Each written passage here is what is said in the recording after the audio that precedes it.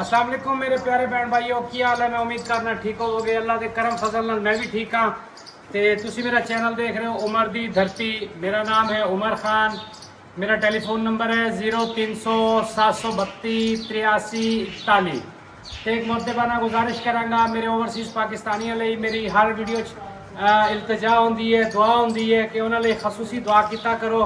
अल्लाह करीम अपनी शायाने शान के मुताबिक उन्होंने ख्वाहिश के मुताबिक अल्लाह पाक उन्होंने घर अता करे तो अल्लाह पाक उन्होंने इतना वसी तो कुशादा रिस्क अता करे कि वो अपनी फैमिलीज़ के विच आके खुशहाल जिंदगी गुजार सकन।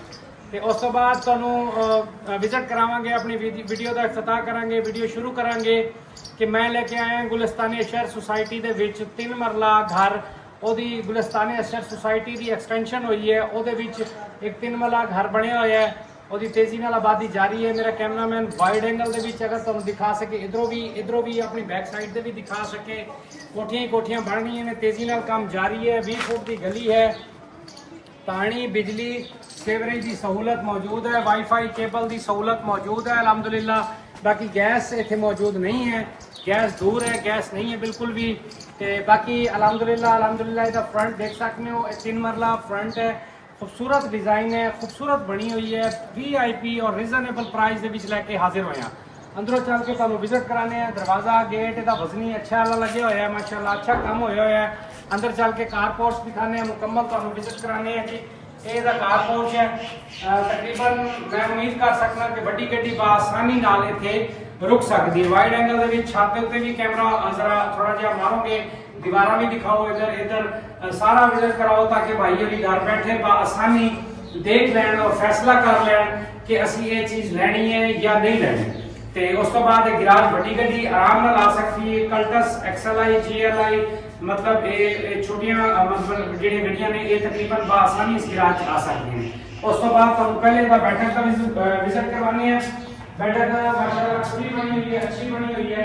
मार्बल लगे हुए हैं, फुल फर्निश्ड है, छत्ता लगी हुई हैं, कलर होए हुए हैं और एदा जेड़ा वेंटिलेशन का खास ख्याल रखा गया है। इस साइड तो भी जाली वाला दरवाजा है, इस साइड तो विंडो लगी हुई है।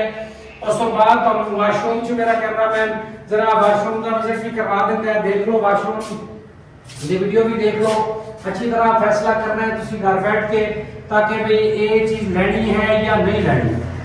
डबल स्टोरी दे विच है, बिल्कुल रिजनेबल प्राइस दे विच है, बिल्कुल रिजनेबल प्राइस दे विच लेके हाजिर होए हैं।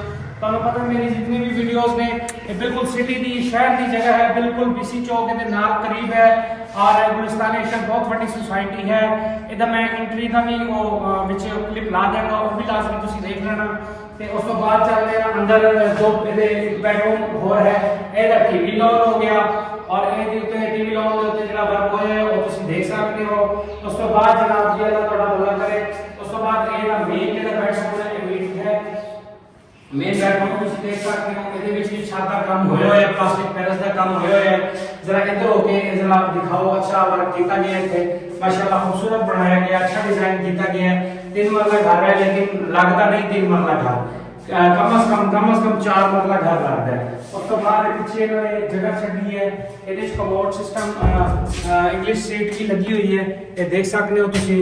उस तो बाद थोड़ा जिहा अगे हो, मैं दरवाजा बंद करके वेंटिलेशन की जगह उन्होंने छड़ी है, ये भी तुम दिखा दें, विजिट करा दें। ये देख सकते हो वेंटिलेशन की जगह छोड़ी हुई है। उस तो बाद मेरा कैमरामैन इस साइड से आवे तो मैं तुहानू उतली जगह दिखावा। RCC लेंटर भी नजर आ रहे इथों, क्योंकि ये प्लास्टिक पैरस की छत नहीं लगी हुई। तो उत्ते स्टोर भी है, वाशरूम के उत्ते तुसी देख सकते हो स्टोर भी है। उत्ते वेंटिलेशन की जगह भी तुहानू नजर आ रही होगी, वेंटिलेशन का भी उन्होंने खास ख्याल रखा। उस तो बाद किचन तुहानू विजिट कराने हैं। किचन का विजिट करने के बाद फिर उतली स्टोरी का तुहानू विजिट कराने हैं।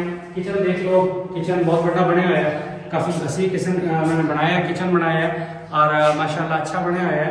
इधर भी वेंटिलेशन का खास ख्याल रखा गया है, विंडो ना दी हुई है ताकि हीट अंदर कमरे च ना आ सके, हीट बाहर रिमूव हो जाए, वो भी देख सकते हैं तुसी। तो बाकी उत्ते चल के उतली मंजिल का विजिट करने हैं। इतने सिर्फ सेफ्टी ग्रिल लगने वाली है, अगर तुसी थोड़ा सा कच्चा काम लोगे सेफ्टी ग्रिल लग जाएगी, अच्छा मतलब खूबसूरती आ जाएगी, खूबसूरती थोड़ा सा इजाफा हो जाएगा।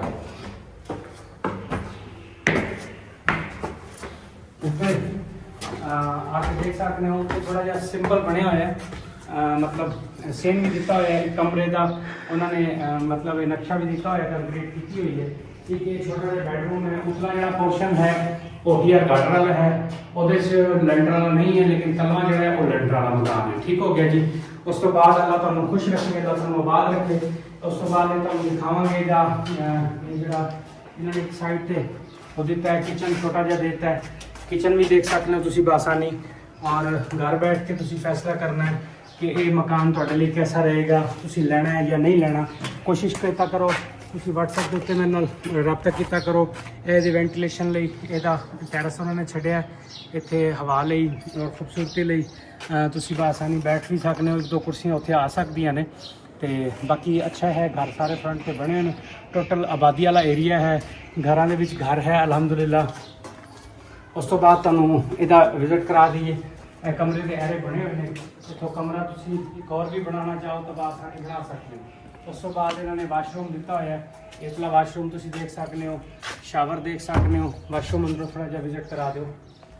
ਅੰਦਰੋਂ ਵਾਸ਼ਰੂਮ ਤੁਸੀਂ ਦੇਖ ਲਓ ਜ਼ਰਾ ਅੱਛੀ ਤਰ੍ਹਾਂ, ਕੋਈ ਚੀਜ਼ ਬਾਕੀ ਨਾ ਰਹੇ ਤਾਂ ਕਿ ਤੁਸੀਂ ਬਾਸਾਨੀ ਹਰ ਚੀਜ਼ ਬੈਠ ਕੇ ਇੱਥੇ ਦੇਖ ਸਕੋ। ਤੇ ਉਸ ਤੋਂ ਬਾਅਦ ਸੇਨ ਕਾਫੀ ਉਹਨਾਂ ਨੇ ਦਿੱਤਾ ਮਾਸ਼ਾਅੱਲਾ, ਖੁੱਲਾ ਸੇਨ ਹੈ, ਚਾਰਪਾਈਆਂ ਇੱਥੇ ਬਾਸਾਨੀ ਆ ਸਕਦੀਆਂ ਨੇ। ਸ਼ਾਮ ਦੇ ਟਾਈਮ, ਰਾਤ ਦੇ ਟਾਈਮ ਤੁਸੀਂ ਅਗਰ ਲਾਈਟ ਚਲੀ ਜਾਵੇ ਤਾਂ ਤੁਸੀਂ ਬਾਸਾਨੀ ਇੱਥੇ ਬੈਠ ਕੇ ਟਾਈਮ ਗੁਜ਼ਾਰ ਸਕਦੇ ਹੋ। ਉਸ ਤੋਂ ਬਾਅਦ ਜ਼ਰਾ ਥੋੜਾ ਜਿਹਾ ਐਂ ਘੁੰਮ ਕੇ ਇਸ ਦੀ ਥੋੜੀ ਜਿਹੀ ਲੋਕੇਸ਼ਨ ਦਿਖਾਓ। ਇਹ ਜਗ੍ਹਾ ਵੀ ਕਵਰਡ ਹੈ, ਇਹਦੇ ਦੇ ਵਿੱਚ ਈਅਰ ਗਾਰਡਰ ਪਾਏ ਹੋਏ ਨੇ। ਇੱਥੇ ਵੀ ਤੁਸੀਂ ਬਾਰਿਸ਼ ਦੇ ਦੌਰਾਨ ਥੱਲੇ ਚਾਰਪਾਈ ਵਿਛਾ ਕੇ ਇੱਥੇ ਵੀ ਬੈਠ ਸਕਦੇ ਹੋ। ਉਸ ਤੋਂ ਬਾਅਦ ਥੱਲੇ ਚੱਲਦੇ ਆ, ਆ ਜਾਓ ਥੱਲੇ ਚੱਲਦੇ ਆ ਜੀ। ਥੱਲੇ ਚੱਲ ਕੇ ਦੇਖਦੇ ਹਾਂ ਮੁਕੰਮਲ ਤੇ ਫਿਰ ਉਸ ਤੋਂ ਬਾਅਦ ਇਜਾਜ਼ਤ ਲਾਂਗੇ ਤੁਹਾਡੇ ਕੋਲੋਂ।